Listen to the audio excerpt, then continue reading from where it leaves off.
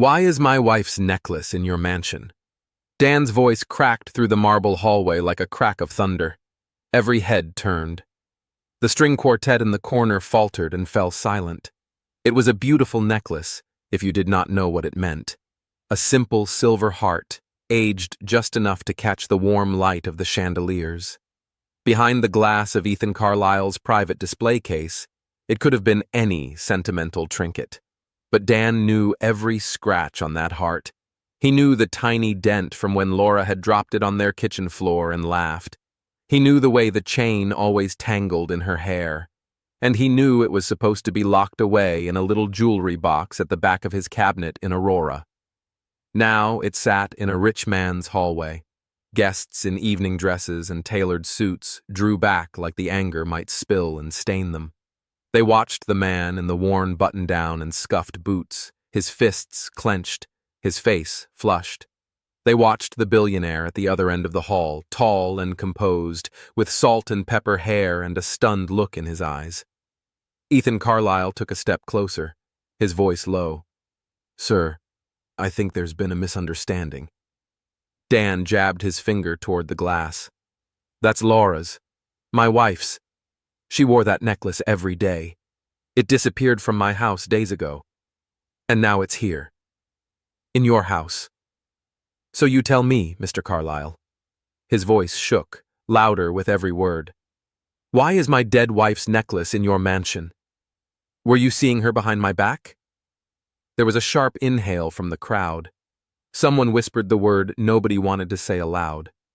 "Affair." Ethan's jaw tightened. All around them, people murmured. Phones appeared in trembling hands. Somewhere behind Dan, Sophia's small voice called, "Dad?" But he did not dare look away from the man he believed had stolen his wife's memory. The pastor from his little church, Meredith Allen, pushed through the crowd, her eyes wide. "Dan, wait. Let's step somewhere private. Please." Dan did not move. For a heartbeat, it felt like nobody in that polished hallway was breathing. Because if this was true, if this necklace meant what it seemed to mean, then the woman who had died on a dark road 2 years earlier had not been who he thought she was at all. And what Ethan Carlyle said next would change everything. If this moment already has your heart racing, take a second to like the video and subscribe to Lunio Stories for more emotional, faith-in-humanity-restored tales. And tell us in the comments, where are you watching from today? 2 weeks earlier, the only thing that mattered to Dan Cooper at 4:30 in the morning was not dropping the lunch meat on the floor. He blinked hard, fighting sleep as he lined up 2 slices of bread on the counter. The kitchen of the little Aurora rental was lit by a single buzzing fluorescent bulb. Outside, the cul-de-sac was still, cars frosted, a lone street lamp casting a tired orange glow over cracked sidewalks and old pickup trucks. Dan yawned, checked the time on his phone, and reached for the peanut butter. "Okay. Sandwich, apple, carrot sticks if we have them," he muttered. "And maybe I remember to pack the juice box this time." His hands worked on autopilot, muscle memory carrying him through the routine. 8 hours of stocking lumber and paint cans at the home improvement store clung to his clothes as the smell of sawdust and cheap coffee. His back ached. His eyelids felt like bricks. But the lunch had to be made. Sophia had to eat. Nobody else was going to do it. He wrapped the sandwich in wax paper, slipped it into a plastic bag, and set it gently into the dented metal lunchbox waiting on the table. The cartoon unicorn sticker on the lid was beginning to peel at the edges. He pressed it back down with his thumb, the way he always did, as if he could hold their whole life together with that one small gesture. For a moment, he just stood there, breathing in the quiet hum of the refrigerator, the low rush of the heater. The house was small, but at this hour it felt big and hollow. It had felt that way for 2 years, ever since the night the phone rang and the officer on the other end said Laura's name with too much softness. The memory tried to push in, the dark, the rain, the drive to the hospital with his heart in his throat, the doctor not quite meeting his eyes. Dan gripped the edge of the counter until his knuckles whitened, then shook his head, as if he could knock the images loose. He turned to the narrow cabinet next to the sink and opened it. Behind mismatched mugs and a chipped cereal bowl, pushed all the way to the back, sat a small blue jewelry box. It was not much to look at. The velvet on the lid had worn down to bare cardboard in places. The hinge squeaked when he opened it. Inside, on a bit of faded cotton, lay the silver heart necklace. Dan reached in as if it might vanish if he moved too fast. The pendant was cool against his skin, familiar and wrong in his big, calloused hand instead of at the base of Laura's throat. "Morning, Laura," he whispered. It was a habit he had never said aloud to anyone, touching the necklace, talking to it like she might hear. It made him feel foolish and comforted at the same time, like a child with a nightlight. He turned the heart over, tracing the faint engraving with his thumb. LC plus DC, and the date they had stood outside the county clerk's office and said "I do" with more hope than sense. The ink from the license still damp on their fingers. "She has a math test today," he murmured. "You know how she gets. If you could, I don't know, be with her, or just help me not mess this up." He never knew who he was asking when he said these things. God. The universe. The echo of a woman who refused to be only a memory. He snapped the box closed, tucked it back in its hiding place, and shut the cabinet. Sophia's bare feet slapped softly on the hallway floor behind him. "Dad, is it morning already?" He smiled before he turned around, softening the tired lines at the corners of his mouth. "Hey, Bug. Yeah, morning already. You want your cereal or the toast that always burns?" She giggled, scrubbing sleep from her eyes. At 9, Sophia was all elbows and knees, her blonde hair sticking out in a dozen directions from the ponytail she had slept in. Her hoodie was too big, the cuffs chewed, but she wore it like armor. Toast. And don't burn it this time. He raised his hands in a mock salute. "Yes, ma'am." As the bread browned in the toaster, she slid onto a chair and rested her chin on the table. "Did you look at Mom's necklace?" she asked quietly. He hesitated, then nodded. "Yeah, I did. Can I see it before my test? You know, for luck." He swallowed. They had started that ritual without planning it. The first time she had a test after the accident, she had stood in the kitchen shaking, twisting the hem of her shirt. He had opened the box on impulse, placed the necklace in her palm. She had pressed it to her lips, then had the best grade she had gotten all year. Now, she believed touching it before something hard made a difference. And if he was honest, so did he. "After breakfast," he said, "before we head out. Deal?" She nodded, satisfied for now, and reached for the toast as it popped up slightly too dark. She wrinkled her nose but did not complain, scraping the black edges off with a butter knife. "You working tonight again?" she asked between bites. He nodded. "Yeah, freight truck comes in. I'll be at the store all night." She tried to sound casual. Then, "Will Mrs. Keller pick me up from the community center again?" "I already asked her," he said. "She said yes. You'll go to homework club, then she'll bring you home. I'll be back before you wake up." She stared at the plate. "I don't like when you're not here," she said. "The house is too quiet, and Mr. Lopez's TV is really loud." He thought of the neighbor's late-night action movies booming through the thin shared wall. "I know," he said softly. "I don't like it either. I'm working on it, okay?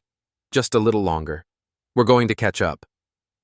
They both knew catch up meant stop fearing the red stamps on the bills. It seemed impossible to explain money to a 9-year-old without either lying or making her afraid. She nodded anyway. She trusted him, completely. That trust felt heavier on his shoulders than any box of tiles he lifted at the store. After breakfast, he opened the cabinet again. This time he let Sophia reach in for the jewelry box. She cupped it like it was made of glass. The necklace lay curled inside, the silver dulled from years of wear. She touched the heart, eyes closed, lips moving in a silent little sentence known only to her. Then she placed it back in the box, carefully, and pushed it toward him. "Thanks," she said. He locked it away in the darkness of the cabinet and shut the door. On Sundays, when he was not too wiped out from the night shift, they walked to the little Lutheran church 3 blocks away. The building was plain brick, low and unremarkable from the outside, but the moment they stepped in, the smell of coffee and old hymnals wrapped around them like an old sweater. Pastor Meredith met them at the door that week, her cardigan sleeves pushed up, hair pulled back in a messy clip. She had a knack for remembering the names of people and their troubles. It made some people nervous. It made Dan feel seen in a way that scared him and steadied him at the same time. "Morning, you two," she said, handing Sophia a bulletin with a smile. "How did the math test go?" Sophia brightened. "I think I got most of them right." I touched Mom's necklace first. Meredith's eyes flicked to Dan's, a question there. He shrugged one shoulder. "It helps her," he said. "So, who am I to argue?" Meredith nodded, her expression gentle. "There's a pot of coffee in the kitchen that might help you too," she said.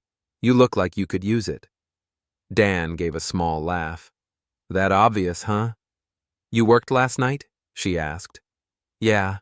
They had me unload patio furniture at 3 in the morning, because everyone needs a lawn chair before sunrise." She smiled at the dry humor, but her eyes softened. "Come by the pantry table before you go, all right? We just got a donation of fresh fruit. If you do not take some, I will chase you to the parking lot with a bag of oranges." He raised his hands in surrender. "Yes, Pastor." After the service, he lingered in the fellowship hall while Sophia chased another girl around the folding chairs, their laughter bouncing off the low ceiling. He accepted a paper cup of coffee from a volunteer and tried to ignore the box of canned goods with the handwritten sign. "Food pantry. Take what you need." He only reached for that box on the weeks the car insurance came due, or when the electric bill was higher than expected. Each time, he felt like Laura would have told him to swallow his pride and take the help. Each time, he took as little as he could and always tried to drop in a can or two when he could spare it. Meredith approached him as he was counting coins in his pocket, trying to decide if they had enough for a small treat at the thrift store on the way home. "Dan, can I ask you something?" she said. He braced, half expecting a question about grief counseling or support groups. He did not have the energy for strangers asking him how he felt. "Sure," he said carefully. She gestured toward a flyer on the bulletin board, a glossy photo of a large stone house, green lawn, and twinkling lights filled most of the page. "We're partnering with the community center for a charity open house next month," she said. "One of our donors offered to host it at his home in Cherry Hills Village. Some of the families who have benefited from the programs are invited too. As guests, not as charity cases. I was wondering if you and Sophia might like to come." Cherry Hills Village. The name alone sounded like something from another planet. Big stone gates, manicured hedges, the kind of place where his dented sedan would look like it had taken a wrong turn out of reality. "I don't know," he said slowly. "We're not exactly event people." Meredith smiled. "There will be food. Games for the kids. It might be fun for Sophia to see something different. No one is going to ask you for anything. You are part of this community, Dan. You are allowed to celebrate that."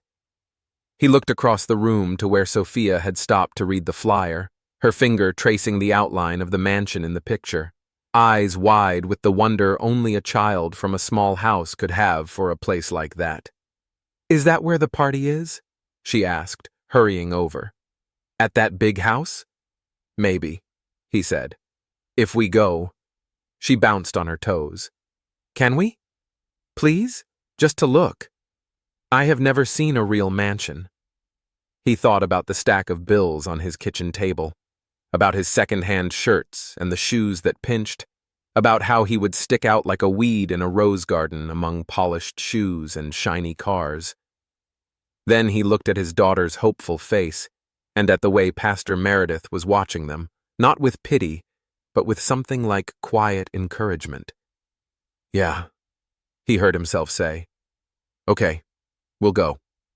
He did not know then that saying yes to one night in a rich man's world would rip open questions he had tried to bury, or that it would send him down a path where a simple silver necklace would almost destroy the memory of the woman he loved. The week before the open house, life pressed in even tighter. On Tuesday, a pale envelope from the power company waited on the doormat when Dan got home. He slid his thumb under the seal with a sinking feeling. The red letters across the top might as well have shouted. Final notice. He dropped his work bag on the couch and leaned his forehead against the wall for a moment. The paint felt cold. "Dad?" Sophia called from her room. "You home?" "Yeah," he managed. "I am home." He shoved the bill onto the stack already living on the small table near the door. Medical co-pays that still lingered from Laura's hospital stay.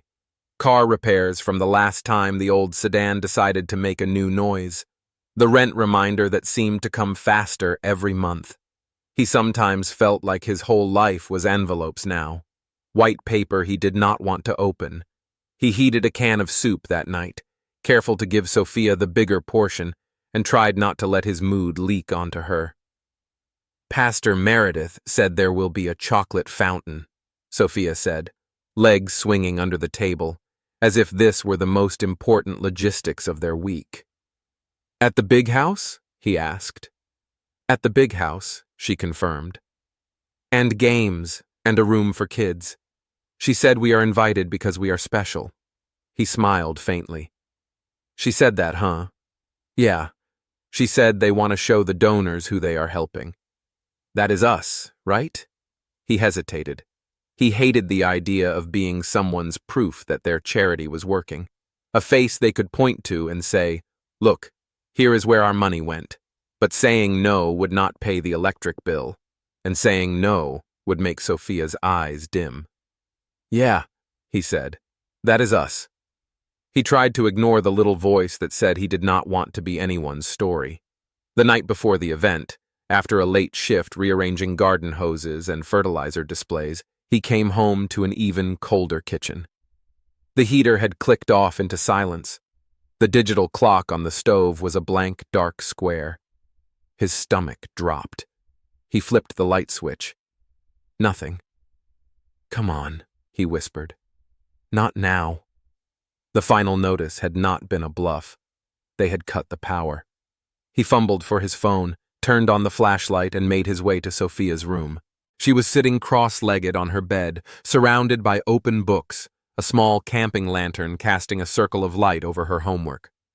"Oh," she said, looking up. "You are home." The lights went out. He forced a steady voice. "Yeah, looks like it. Probably a line somewhere. I will call in the morning." She studied his face for a second longer than a child should have to. "Okay," she said softly. "We can use my lantern tonight. It is kind of fun, like camping." He stood in the doorway for a long moment after she turned back to her math problems, the small, brave normalcy of her words cracking something open in him. He could not keep doing this. Patchwork fixes, late notices, pretending the power went out for everyone. He thought again of the mansion in the flyer, of warm lights and full plates, and people whose biggest worry was whether they wore the right shoes. He almost called Meredith to say they could not come, that his car might not make it that far, that he did not have a jacket without a stain on the cuff.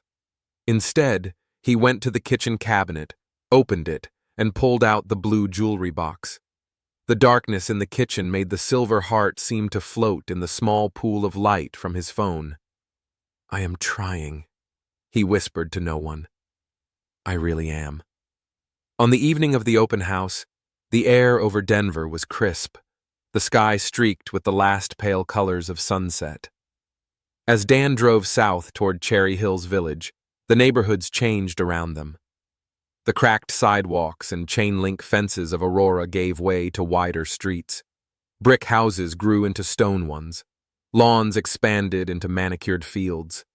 Sophia pressed her nose to the passenger window. "Look at that one," she breathed. "It has 3 garages." "That is ridiculous," he said, but there was no bite in it, just awe and something like disbelief. At the gate to the Carlyle property, a security guard in a neat dark jacket stepped forward. "Good evening," the man said, professional but not unkind. "Name?" "Dan Cooper," he said, suddenly aware of his frayed collar. "And my daughter, Sophia. We are here for the church event." The guard checked a tablet, then nodded. "You are on the list. Straight ahead, sir. Lot A for guests." The metal arm lifted with a soft hum. As they rolled forward, Sophia whispered, "We are on a list." The driveway curved through tall trees, opening onto a view that took even Dan's breath away. The Carlyle house rose ahead, lit from within like something out of a movie. Glass and stone and warm light, the sort of structure you imagined was filled with quiet, expensive art and people who never had to check price tags. Cars gleamed in the parking area, sleek sedans, shining SUVs, one sports car that looked like it belonged on a track more than a street. Dan parked his faded sedan between a polished SUV and a spotless minivan and sat for a second, hands still on the wheel. "Dad?" Sophia asked. "Are we going in?" "Yeah," he said, swallowing. "Yeah, we are going in." Inside, the foyer was all marble tile and high ceilings, a chandelier spilling warm light like water. A table near the door held name tags for those who needed them, and a young woman with a professional smile greeted each guest. "Welcome, Mr. Cooper," she said when he stammered his name. "We are glad you are here. Sophia, right? The kids' activity room is just down that hall. There is face painting and games. You can join the other children if you like." Sophia looked up at him. "Can I go see?" He nodded. "I will be right here, or somewhere within arm's reach of the free food." She giggled and scampered after the volunteer down the hall. Dan stood awkwardly for a moment, adjusting the cuff of his one decent shirt. He had ironed it on the kitchen table that morning. The collar was a little tight. His shoes were polished, but there were scuffs he could not hide. He moved into the main room, where servers in black shirts carried trays of tiny things on skewers. Warm light, gentle music, the hum of conversation. People moved in clusters, laughing, sipping drinks, dressed in fabrics that seemed to catch the light in all the right places. He felt like someone had taken his regular life and sharpened the contrast. On one wall hung large photographs of the church food pantry, the community center gym, the after-school homework club. In every picture, there were faces like his. Tired, proud, grateful, and a little uncomfortable being photographed. He recognized himself in one shot, half turned away, stacking cans at the pantry one Sunday afternoon. He winced. "So, that is you," a familiar voice said at his elbow. He turned to see Pastor Meredith, in a simple dark dress and her ever-present cardigan, looking more put together than he had ever seen her. She still had that same steady warmth, though. "I did not know they used that picture," he said. "Neither did I," she admitted. "Looks like they pulled from everything the volunteers sent. You okay?" He glanced around at the crystal glasses, the polished surfaces, the people in clothes that did not come from a discount rack. "I am trying not to look like I am counting how much all this cost," he said. She smiled. "You are allowed to enjoy yourself, you know. This is not about measuring up. It is about connecting people who have resources with people who have stories." He made a non-committal sound. "I am not sure I want to be anyone's story." "Maybe," she said softly. "You already are, whether you like it or not. But you get to decide how that story is told." Before he could ask what she meant, a soft chiming sound drew everyone's attention to the far side of the room. A staff member announced that guests were welcome to tour the gallery hallway, where items with a story were on display, pieces connected to the work the Carlyle Foundation supported. "Go," Meredith urged. "There are little cards with the stories on them. It might make this feel less abstract." Dan drifted with the crowd, following a flow of suits and dresses toward a wide hallway off the main room. Softer lighting here, focused spots on sleek glass display cases lining the walls. In one case, a scuffed baseball glove, the leather worn and cracked. The card beneath explained it had belonged to a boy whose team had almost disbanded when the community field was scheduled for development. A grant had saved the field and funded new equipment. In another, a framed eviction notice, yellowed and creased. The caption told of a family helped into stable housing by a rental assistance program. Dan read each card carefully, feeling a strange mix of cynicism and respect. Yes, it was a little theatrical. Yes, it was meant to tug at wallets. But the stories were real. The help had mattered. He was leaning closer to read about a backpack from the after-school club when he heard a familiar small voice. "Dad?" He turned. Sophia stood a few feet away, not smiling, not bouncing. Her face had gone very still.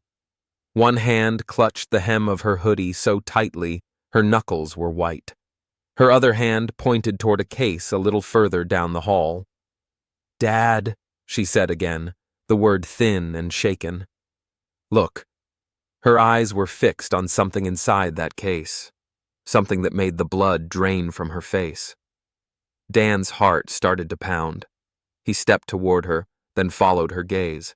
At first, all he saw was the glitter of several pieces of jewelry under the spotlight.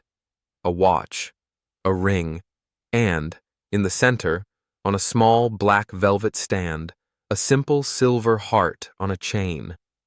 For a second, his brain refused to connect what his eyes saw with what he knew. Then he saw the tiny dent on the left side of the heart, the faint scratch across the front from where Laura had caught it in a drawer, the exact curve of the chain. The room seemed to tilt. He moved closer until his breath fogged the glass. His hand lifted of its own accord, palm flattening uselessly against the barrier. "No," he whispered. The card beneath the necklace read, "Personal item from accident relief case, donated through the Carlisle Settlement Fund." A reminder of the lives touched behind every file number. His stomach lurched. "Dad," Sophia said, voice breaking. "That is Mom's necklace." People nearby turned at the sound in her voice. Conversation slowed, then thinned, like someone had turned down the volume on the whole hallway. Dan stared at the engraving on the back, tilted just enough under the light that he could make out the faint marks. LC plus DC. The date. He knocked his knuckles against the glass. "Open it," he said to no one in particular. A staff member in a black shirt hurried over, a rehearsed smile on his face. "Sir, please do not touch the glass. These are fragile displays." "Open it," Dan repeated, louder. "That is not a display. That is my wife's necklace." The staffer blinked. "Sir, this item was donated through our settlement partners. If you have a question, I can get you someone from the foundation." "I do not want someone from the foundation." Dan's voice rose. "I want whoever owns this house, right now." People drifted closer. He heard the low murmur of their voices, felt their eyes on his stained shirt collar, his cheap shoes, his clenched fists. Pastor Meredith pushed through the small crowd, her expression already tight with concern. "Dan? What is it?" He backed up just enough for her to see the necklace. She inhaled sharply. "That is Laura's," she whispered. He gave a short, harsh laugh. "Yeah, seems like it." A woman in a sequined dress leaned toward her companion. "Maybe she had a rich boyfriend," she said in a stage whisper that carried far too well. Heat rushed up Dan's neck. "She did not," he snapped, turning toward her. "She worked nights cleaning offices so we could pay rent. She did not have time for rich boyfriends." The woman shrank back, cheeks flushing. Before Meredith could say anything, Another voice cut through the hum. Is there a problem here? The hallway seemed to make a path of its own. People stepped aside, and Ethan Carlyle walked forward, hands relaxed at his sides, eyes moving from the crowd to the glass case to the man standing in front of it. Up close, he looked exactly like the pictures in the business magazines, and not like them at all. Tall, solid, the lines at the corners of his eyes deeper than the photos showed. He wore a simple dark suit with no tie, nothing ostentatious, but everything about him said ease and money, and the kind of control over his own life that Dan had never even imagined. Dan pointed at the case, his hand shaking. That. Why is my wife's necklace in your mansion? Ethan's brow furrowed. He glanced at the silver heart, then back at Dan, wary. I am sorry. I do not think I understand. Then let me make it real simple, Dan said, his voice raw. My wife died 2 years ago in a hit and run. Weeks later, I checked her things. The necklace was there. I have kept it locked up in my kitchen ever since. Yesterday, it disappeared. And today, I find it sitting in your hallway like some kind of art piece. So you tell me, Mr. Carlyle. How did it get here? Were you seeing her behind my back? The last words came out loud, fierce, echoing off the stone. Someone in the back gasped. The word hung there between them. Affair. Ethan's face flickered, just for a second. Not guilt. Confusion. Then something like hurt that he smothered quickly. I did not have an affair with your wife, he said evenly. I do not even know who she is. Her name was Laura Cooper, Dan snapped. She was killed on I-225 because she was driving to pick me up from work. She worked herself into the ground cleaning other people's messes. She wore that necklace every day since I gave it to her. So do not stand there and tell me you do not know who she is when her necklace is in your house. Sophia's hand found his, small fingers curling tight. He could feel her shaking. Dad, she whispered. Please. Pastor Meredith stepped forward, her hand on Dan's arm. Dan, look at me. He dragged his gaze away from Ethan just long enough to meet hers. Let's move somewhere private, she said softly. Sophia does not need to be in the middle of this, and neither do all these people. Her glance toward Ethan was pointed, and I do not think Mr. Carlyle wants this discussed in front of an audience either. Around them, guests pretended not to stare. Phones gleamed in a few hands, half hidden. A security guard had edged closer, posture alert. Dan saw him from the corner of his eye, and his stomach clenched. The last thing he needed was to get dragged out by force in front of his daughter. Ethan seemed to read the same thing in the room. He lifted one hand a little, almost casually, and the guard eased back. He looked at Dan, then at Sophia, then at the necklace again. Mr. Cooper, he said, his voice lower now, if there is even a chance what you are saying is true, then I agree this needs to be discussed properly, not here. He turned to the staffer. Have someone take Miss Cooper to the kids' room, gently, and ask my assistant to prepare the study. Sophia clutched Dan's arm. I am not going anywhere without Dad. Meredith knelt so she was eye level with her. Sophia, sweetheart, I will go with you, she said. We can sit together. Your dad is just going to talk with Mr. Carlyle. I promise I will not let anything happen to him. Tears shone in Sophia's eyes. But the necklace. We are not leaving without it, Dan said. His voice was rough but sure. You have my word. She released his arm slowly. Meredith rose, took her hand, and led her away, casting one last steady look at both men. The crowd parted to let them pass. A few people muttered under their breath. One man shook his head. This is why you do not invite the actual charity cases, he whispered to his companion. Always some drama. Dan heard it. Ethan did too. Their eyes met for a heartbeat. This way, Ethan said quietly. In the study, the sound of the party faded into a distant, muffled hum. The room was lined with dark wood shelves and books that looked read, not decorative. A large desk sat near a wide window. A painting of a small town under snow hung above it. Ethan closed the door, leaving only one of his assistants inside, a woman in her 30s with sharp eyes and a tablet tucked under her arm. Meredith joined them a moment later. She had settled Sophia on a couch in a side sitting room with a volunteer and hurried back, refusing to be shut out of what happened next.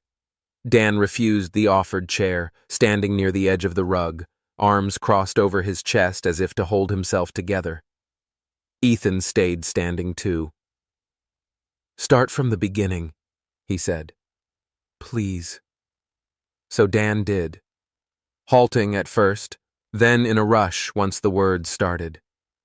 The night of the accident, the call, the hospital bag with Laura's things, the silver necklace he had given her on their anniversary, the way it had become a ritual between father and daughter, how it had gone missing days before. He spoke through clenched teeth, as if each memory was a stone he had to spit out. When he was done, the room was quiet. Ethan turned to his assistant. "Get me the catalog file on the hallway display. Specifically, the accident relief items." She tapped quickly on her tablet. "Yes, sir." Meredith clasped her hands in front of her, her gaze flickering between them. "Ethan," she said, using his first name as if reminding herself that beneath the title and the money, he was just a man. "We need to know exactly how that necklace got here. Vagueness will only make this worse." He nodded once. "I understand." After a moment, his assistant looked up. "I have the entry," she said. The necklace was listed as a personal item from accident case RL 4821, received through Langford Insurance and Miller Reed Settlement Services, donated to the Carlisle Foundation's Relief Gallery 12 months ago. Dan's stomach lurched. "Accident case," he repeated. "That is how you say it? Accident case?" The assistant winced a little. "That is how the paperwork comes to us, sir. We do not generate the case numbers." "Do you have a name?" Meredith asked. Her voice was level, but there was steel under it. The assistant scrolled. "Client name on the insurance file is Cooper, Laura, age 32 at time of incident, fatality." The room seemed to close in. Dan sat down hard, his knees suddenly too weak to hold him. "So it is hers," he whispered. "You did have it." Ethan exhaled slowly. He looked genuinely shaken now, the professional mask slipping. "I had her necklace," he said. "But I did not know her. I did not even know her name before tonight." Dan laughed once, bitter and sharp. "Convenient." "It is the truth," Ethan said quietly. "I set up funds. I hire people to administer them. I do not see every file." "That is the problem," Dan shot back. "You do not see us. We are just case numbers and sentimental props in your hallway." The assistant shifted uncomfortably. "Mr. Cooper," she began, "the items in that gallery are meant to honor the stories of—" "Honor," he cut in. "By taking my wife's necklace without asking and putting it on display for rich people to stare at while they sip wine? How is that honor?" She fell silent. Meredith stepped closer to Dan, placing a hand lightly on the back of his chair. "What about the process?" she asked. "The chain that got that necklace from Laura's body to that hallway. I think we need to see it." Ethan nodded. "I agree. We are not going to guess. We are going to find out." He looked at Dan. "I cannot undo the fact that the necklace came here without your knowledge," he said. "But I can promise you one thing. We will trace every step. And if my foundation, or the insurers, or anyone in between did wrong by your wife or by you, I will not bury it." Dan searched his face for a long second. "You will really open this up?" he asked. "Even if it makes you look bad?" Ethan held his gaze. "I lost a brother in a car accident when I was your age," he said quietly. I spent 10 years trying to pretend that if I just worked harder, made more money, I could buy my way out of what I felt. It does not work. I am done hiding from hard truths.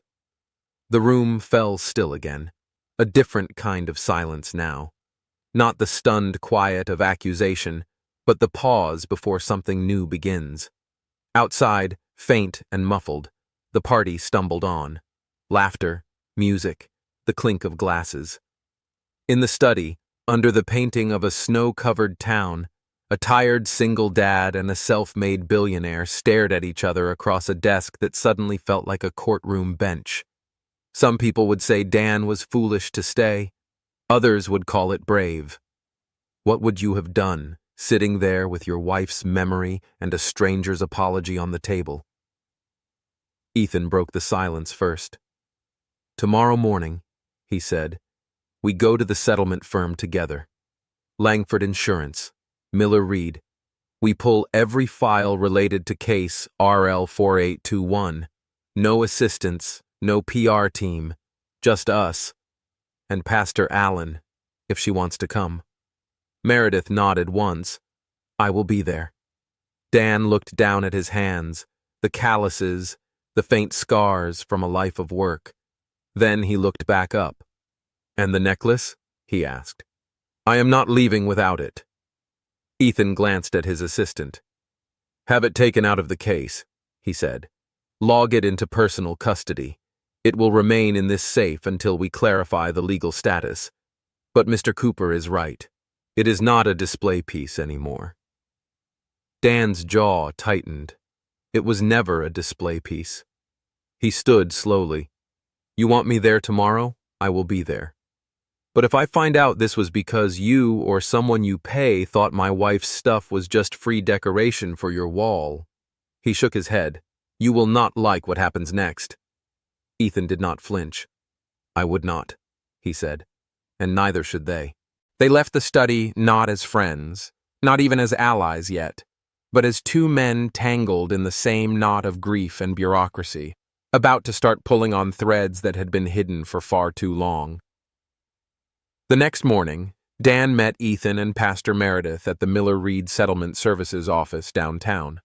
The lawyer pulled up Laura's file on his laptop, scanning through pages of forms and codes. "Here we are," he said. "Fatal accident case RL4821. Ms. Cooper's belongings were transferred from the hospital to Langford Insurance, then to us when the relief fund took over distributions." He clicked to another screen. "We sent notification letters to the address on file. When they came back undeliverable, standard procedure is to donate unclaimed items to partner organizations." Dan stared at the address on the screen. His old apartment, the one they had moved out of 3 weeks after Laura's funeral because he could not afford the rent. "You sent one letter," he said slowly, "to an address I was not living at." "That is it?" The lawyer shifted uncomfortably. "It is standard industry practice, Mr. Cooper. We handle hundreds of cases." "That is the problem," Ethan said quietly. "You followed the rules, but you never actually tried to find him." He turned to Dan. "This is on me. I set up a system that cared more about paperwork than people. I am sorry." Dan looked down at his hands. "I do not want an apology," he said. "I want Laura's name cleared. People think she was having an affair with you. I want them to know the truth." Ethan nodded. "You will have that, publicly."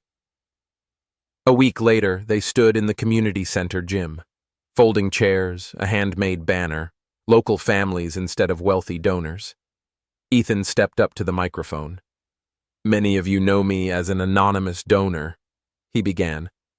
"Tonight I need to talk about something we got wrong."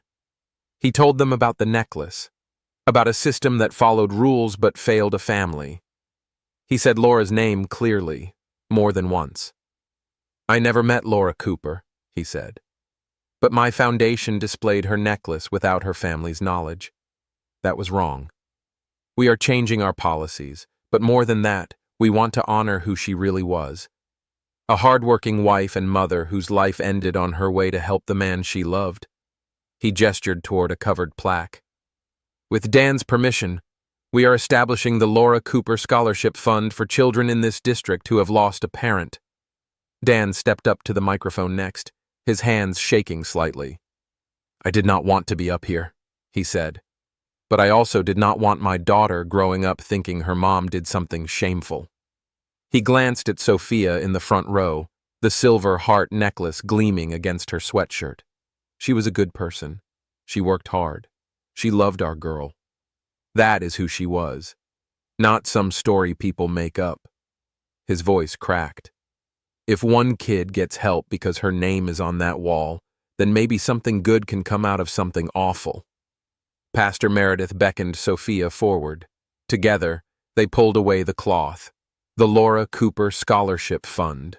The simple wooden plaque read, "For families rebuilding after loss." Dan knelt in front of Sophia. "Turn around," he said softly. He fastened the silver heart around her neck, his fingers steady now. "Looks better on you than in any glass case," he said. She smiled, touching the pendant. "Do you think Mom can see it?" He looked up at the plaque, at the families filling the room, at the kids already racing for cookies on the back table. "I hope so," he said. "I really hope so." In the back of the room, Ethan stood talking quietly with another father about bus routes and after-school programs. No spotlight, no cameras, just a man trying to do better. The community center hummed with voices and laughter. The same room that had once held Dan's silent worry now held something else. Not perfection, not a miracle, just a little more light. Sometimes the smallest mercy is not a problem vanishing, but knowing someone finally sees what you lost and is willing to stand beside you in the work of rebuilding. Grief does not disappear when justice comes, but kindness can sit beside it. A changed policy, a returned necklace, a name carved with honor instead of whispered in suspicion. Those things do not erase the pain, but they tell us we are not carrying it alone. If this story touched you, please like the video and subscribe to Lunio Stories for more heartwarming tales. Have you ever had to fight to protect someone's memory? Share your story in the comments below.